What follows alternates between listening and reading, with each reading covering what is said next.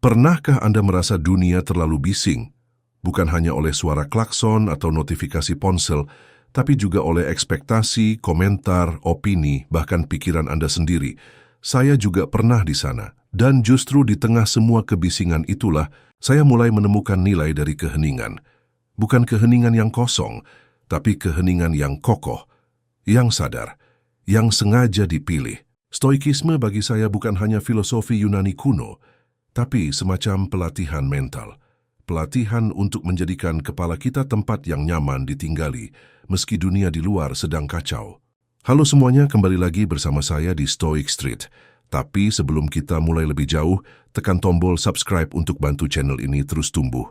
Pertama, saat dikritik tak adil, diam adalah disiplin bukan kelemahan. Anda dan saya tahu rasanya dikritik secara tidak adil. Rasanya ingin membela diri, membalas, menjelaskan. Tapi mari jujur, berapa sering pembelaan itu justru memperkeruh suasana? Jika kamu merasa tersakiti oleh sesuatu di luar dirimu, itu bukan hal tersebut yang menyakitimu, melainkan penilaianmu tentangnya. Kritik bukan soal orang lain. Ini soal bagaimana kita menerimanya. Apakah kita reaktif atau reflektif? Ketika Anda memilih diam, bukan berarti Anda kalah. Anda sedang menahan ego yang ingin tampil, dan itu adalah kemenangan tersendiri. Kedua, di tengah kesombongan, keheningan, menunjukkan siapa kita sebenarnya. Pernah ada orang di sekitar Anda, rekan kerja, teman lama, yang membual tanpa henti. Kita tergoda untuk melawan dengan cerita kita sendiri, tapi itu hanya membuat kita ikut dalam permainan mereka. Tak perlu menjelaskan dirimu kepada orang lain. Mereka hanya akan percaya apa yang mereka ingin percaya. Keheningan Anda bisa jadi refleksi kedewasaan, bahwa Anda tak butuh validasi, bahwa kesuksesan Anda berbicara sendiri. Dan mungkin yang lebih penting, Anda menyelamatkan energi Anda untuk hal-hal yang lebih bermakna. Ketiga, menghadapi kemarahan, diam adalah kendali diri. Marah adalah emosi yang paling cepat datang dan paling cepat disesali. Kita memiliki 2 telinga dan 1 mulut agar kita lebih banyak mendengar daripada berbicara. Ketika kita memilih diam saat marah, bukan berarti kita lemah. Kita sedang membangun ruang di antara stimulus dan respons. Di ruang itu terletak kendali.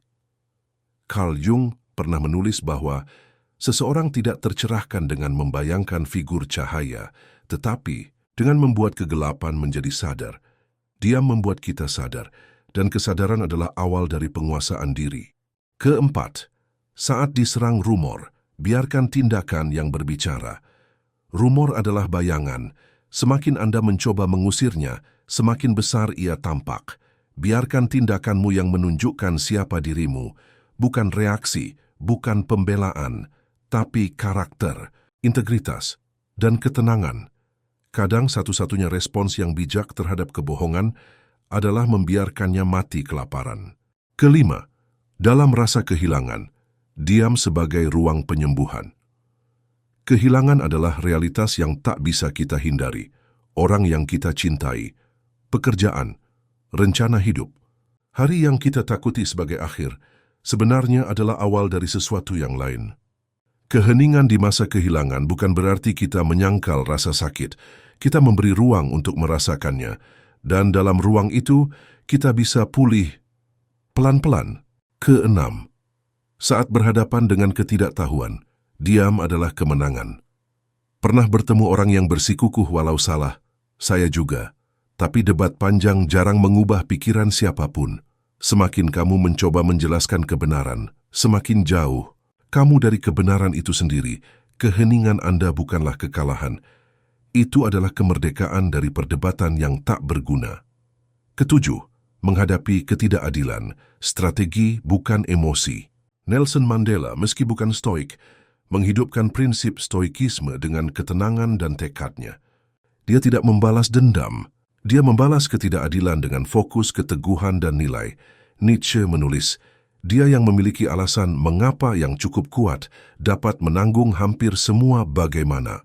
Diam di hadapan ketidakadilan bukan berarti menerima, tapi memilih untuk membalas dengan rencana, bukan reaksi.